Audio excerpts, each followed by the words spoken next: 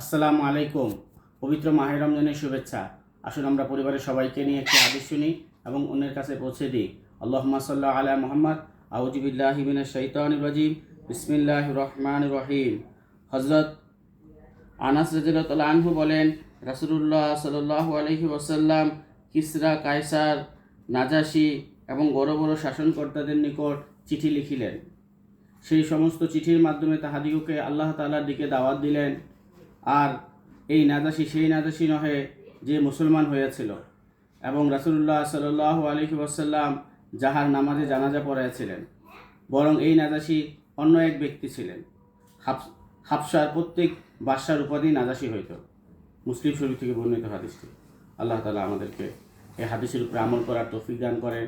আসুন আমরা সৎ কাজে আদেশ ও অসৎ কাজে নিষেধ করি এবং পবিত্র কোরআন শরীফ থেকে প্রতিদিন একটি আয়াত হলেও তেলাওয়াত করি। আসসালামু আলাইকুম।